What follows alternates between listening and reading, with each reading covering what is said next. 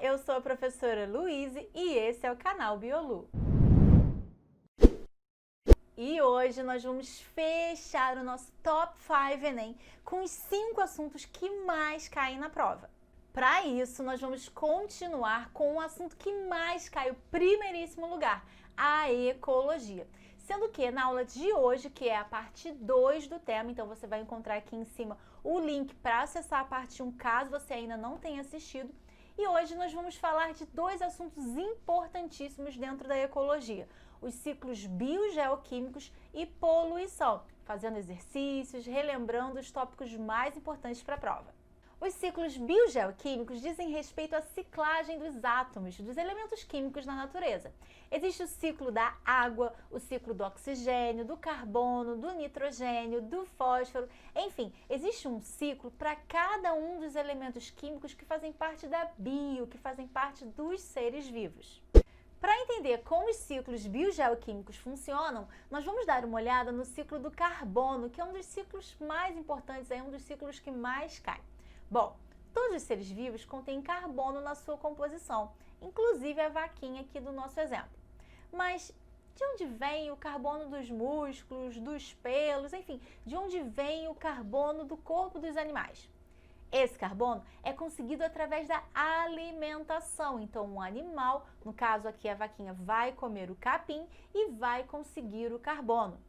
Essa vaca vai eliminar carbono através da respiração, vai eliminar aí o dióxido de carbono, que vai ser utilizado, vai ser assimilado pelos seres autotróficos através da fotossíntese. Então, a planta é capaz de captar esse gás carbônico atmosférico e fixar ele na etapa de fixação do carbono. Ela fixa, ela prende esse carbono em moléculas orgânicas como a glicose, a celulose, que serve de alimento para o animal.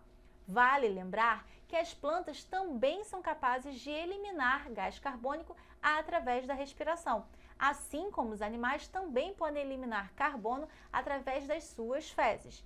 E com a morte e decomposição tanto dos seres autotróficos, as plantas, quanto dos seres heterotróficos, os animais, o carbono também vai ser devolvido para o solo e para a atmosfera, permitindo que as plantas novamente o utilizem e, portanto, feche esse ciclo. Vamos dar uma olhada numa questão do Enem que diz o seguinte: o texto O Voo das Folhas traz uma visão dos índios ticunas para um fenômeno usualmente observado na natureza.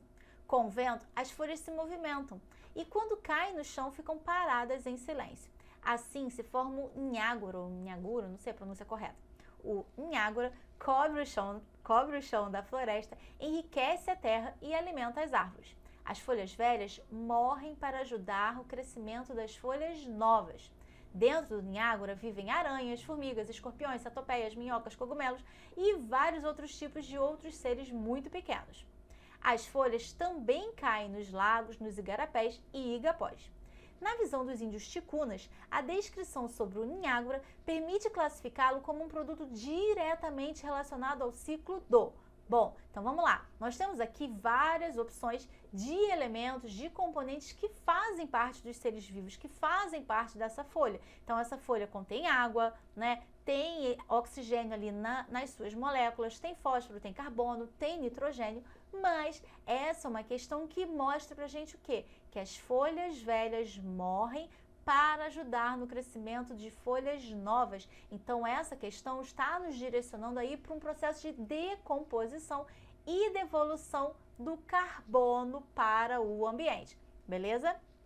Um dos ciclos mais importantes e talvez um dos mais complicados é o ciclo do nitrogênio, esse elemento que faz parte das nossas proteínas, do nosso DNA e que tem como reservatório a atmosfera. É lá na atmosfera que nós encontramos o N2, que nós encontramos a maior parte do nitrogênio. Mas nós, os animais, não conseguimos utilizar esse nitrogênio diretamente da atmosfera. Nós o conseguimos através da alimentação e dependemos das plantas para isso. Mas como as plantas conseguem esse nutriente? Elas dependem do trabalho das bactérias fixadoras de nitrogênio, como as bactérias do gênero Rhizobium, que vivem em nódulos de raízes de plantas leguminosas. Essas bactérias são capazes de fixar, ou seja, de prender o N2 em suas moléculas orgânicas. Ao morrerem e serem decompostas, elas liberam amônia, que sofre um processo de nitrosação, onde bactérias do gênero Nitrosomonas convertem a amônia em nitrito. Em seguida, ocorre a etapa de nitração, onde bactérias do gênero Nitrobacter convertem o nitrito em nitrato, a principal fonte de nitrogênio utilizada pelas plantas. Toda essa etapa de conversão da amônia em nitrato chama-se nitrificação. Mas o ciclo não para por aí. As bactérias desnitrificantes são capazes de degradar esses compostos e liberar gás nitrogênios na atmosfera. Esse processo, juntamente com a liberação de excretas pelos animais e a morte e decomposição dos organismos, devolvem a amônia para o ambiente. Em 2017, o Enem apresentou a seguinte questão. Uma grande virada na moderna história da agricultura ocorreu depois da Segunda Guerra Mundial. Após a guerra, os governos haviam se deparado com um enorme excedente de nitrato de amônio, ingrediente usado na fabricação de explosivos. A partir daí, as fábricas de munição foram adaptadas para começar a produzir fertilizantes, tendo como componente principal os nitratos. O ciclo natural do nitrogênio, aliás, no ciclo natural do nitrogênio, o equivalente ao principal componente desses fertilizantes industriais é produzido na etapa D. Então, a própria questão já colocou ali que o nitrato é o principal componente, a principal forma de nitrogênio utilizado pelas plantas. E a pergunta é o nome da etapa onde ocorre a produção de nitrato, que é a nitratação, beleza? Então, nitrito, nitrosação, nitrato, nitratação. Agora, mais uma questão sobre o tema que diz: a aplicação excessiva de fertilizantes nitrogenados na agricultura pode acarretar alterações no solo e na água pelo acúmulo de compostos nitrogenados, principalmente a forma mais oxidada, favorecendo a proliferação de algas e plantas aquáticas e alterando o ciclo do nitrogênio, representado no esquema. A espécie nitrogenada mais oxidada, que é o nitrato, tem sua quantidade controlada por ação de micro-organismos que promovem a reação de redução dessa espécie, no processo denominado desnitrificação. O processo citado, a desnitrificação, está representado na etapa. Bom, então pode parecer complicado, mas não é. Poderia ser necessário que você soubesse aí que a forma mais oxidada é o nitrato, mas é desnecessário, já que ele já coloca para você que essa forma de nitrogênio vai ser então reduzida num processo denominado desnitrificação. Então, se você soubesse que a desnitrificação é aquele processo onde eu libero o nitrogênio atmosférico, libero o N2, você já matava a questão, porque você identificaria que essa liberação de N2 ocorre na etapa 5. As outras etapas seriam então a fixação do nitrogênio, que é a fixação, prender o N2 atmosférico em uma molécula orgânica, como a amônia. Depois temos aí a nitrosação, que é o caminho da amônia para o nitrito, e a nitração ou nitratação, que é quando vai de nitrito para nitrato, beleza? Então parece complicado, mas não é tanto assim.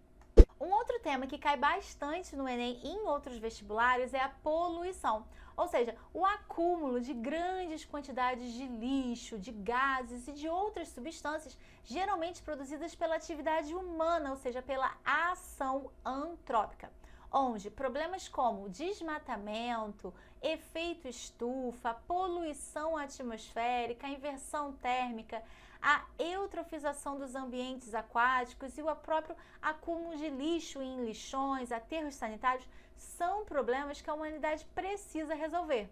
E, como todo assunto relevante para a sociedade, esse também é um tema recorrente no Enem. Um exemplo disso é o próprio efeito estufa, que volta e meia aparece nas provas. Mas o que é isso, O efeito estufa é um fenômeno natural, capaz de prender uma parte dessa energia solar, desse calor que vem do Sol, aqui dentro do planeta, mantendo as temperaturas médias, então a temperatura não vai oscilar muito e vai permitir a vida da forma que a gente conhece. Basicamente, a energia solar incide sobre a Terra, uma parte dela vai ser absorvida pelos solos, pelos oceanos e outra parte vai ser refletida, vai ser irradiada. sendo que dessa energia refletida, uma parte vai ficar presa aqui dentro da atmosfera, mantendo o planeta aquecido. Mas qual é o problema disso tudo, né? O problema é que, apesar do efeito estufa ser um fenômeno natural, o homem está intensificando esse efeito, está fazendo com que a temperatura média do planeta aumente. Isso graças à liberação dos gases do efeito estufa, como, por exemplo, o gás carbônico, o dióxido de carbono, que é liberado por diversas formas, inclusive pela queima dos combustíveis fósseis.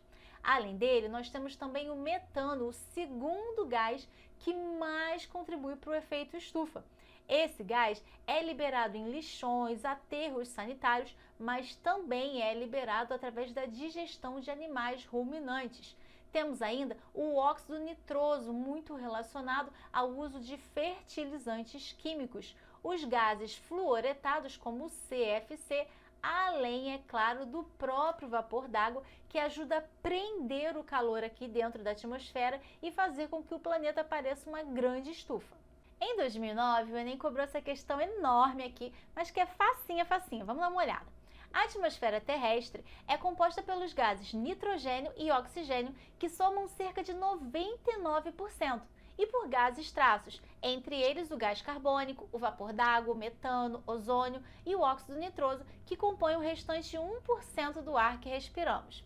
Os gases traços, por serem constituídos por pelo menos 3 átomos, conseguem absorver o calor irradiado pela Terra, aquecendo o planeta. Esse fenômeno, que acontece há bilhões de anos, é chamado de efeito estufa. A partir da Revolução Industrial, no século XIX, a concentração de gases traços na atmosfera, em particular o CO2, tem aumentado significativamente, o que resultou no aumento da temperatura em escala global. Mais recentemente, outro fator tornou-se diretamente envolvido no aumento da concentração de CO2 na atmosfera: o desmatamento. Considerando o texto, uma alternativa viável para combater o efeito estufa então ele fala de emissão de gases traços, ele fala de desmatamento, fala de efeito estufa. Como eu posso diminuir o efeito estufa? Letra A, reduzindo o calor irradiado pela Terra mediante a substituição da produção primária pela industrialização refrigerada? Não tem pé nem cabeça, né? Não tem como reduzir a irradiação de calor pelo planeta Terra, muito menos colocando a industrialização aí no meio. Letra B, promover a queima da biomassa vegetal, fazer uma queimada responsável pelo aumento do efeito estufa devido à produção de metano? Não, né? Pelo contrário, se você promove a queima da biomassa vegetal, se você faz uma queimada, você libera gás carbônico, você libera CO2 para a atmosfera, então você está jogando ali um gás do efeito estufa que vai intensificar o problema. Reduzir o desmatamento? Claro, não é? Reduzindo o desmatamento, eu posso manter o potencial da vegetação em absorver o gás carbônico da atmosfera, já que as plantas, os seres autotróficos são capazes de fixar, de prender esse carbono numa molécula orgânica, tirar ele da atmosfera, minimizando assim os danos do efeito estufa. Agora, mais uma questãozinha sobre o mesmo tema, dessa vez de 2011, que diz: segundo dados do Balanço Energético Nacional de 2008, do Ministério das Minas e Energia, a matriz energética brasileira é composta por hidrelétricas, 80%, termoelétricas, 19,9% e eólica, com 0,1%. Nas termoelétricas, esse percentual é dividido conforme o combustível usado, sendo gás natural 6,6%, biomassa 5,3%, derivados do petróleo 3,3%, energia nuclear 3,1% e carvão mineral 1,6%. Com a geração de eletricidade da biomassa, pode-se considerar que ocorre uma compensação do carbono liberado na queima do material vegetal pela absorção desse elemento no crescimento das plantas, né? Então, conforme a planta está crescendo, ela está tirando o carbono da atmosfera. Quando ela é queimada, quando essa biomassa é queimada, ela devolve o carbono para a atmosfera, fazendo com que fique aí mais ou menos no 0 a 0. Entretanto, estudos indicam que as emissões de metano das hidrelétricas podem ser comparáveis às emissões de carbono das termoelétricas. No Brasil, em termos do impacto das fontes de energia no crescimento do efeito estufa, quanto à emissão de gases, as hidrelétricas seriam consideradas como uma fonte. Então, peraí, está falando que 80% da energia do Brasil vem das hidrelétricas e que as hidrelétricas estariam relacionadas à liberação do metano, um gás do efeito estufa. Então, ela não seria, dentro desse contexto, considerada, como diz ali na letra A, uma opção limpa. Não, seria uma opção poluidora. Esse metano, ele está muito relacionado ao alagamento. Para fazer uma hidrelétrica, a gente precisa alagar uma grande área. E nessa área alagada morrem plantas, morrem animais. Essa morte vai gerar uma decomposição que vai acabar aí num processo de liberação de metano. Portanto, as hidrelétricas, 80% da nossa energia seria uma fonte poluidora, colaborando com níveis altos de gases de efeito estufa, em função do seu potencial de oferta, 80% da nossa energia. Uma outra forma de poluição é a eutrofização, que nada mais é do que o aumento da concentração de nutrientes, de matéria orgânica em corpos aquáticos. Esses nutrientes incluem o fósforo e o nitrogênio, que muitas vezes aumentam graças à atividade antrópica, à ação humana, como, por exemplo, a liberação de esgoto nesses ambientes aquáticos. Daí, com mais nutrientes, com mais fósforo, com mais nitrogênio, ocorre a proliferação de algas e cianobactérias. Chega um momento que tem tanta cianobactéria no ambiente que elas formam uma espécie de tapete algal, uma capa lá no alto da lagoa, do rio. E esse tapete algal vai então impedir a entrada de luz no corpo aquático, diminui a entrada de luz. Com menos luz, diminui também a taxa fotossintética. E se tem menos fotossíntese, vai diminuir a concentração de oxigênio no ambiente, ok? Bom, sem entrada de luz, parte desses seres autotróficos, parte dessas algas, parte do fitoplâncton vão então morrer.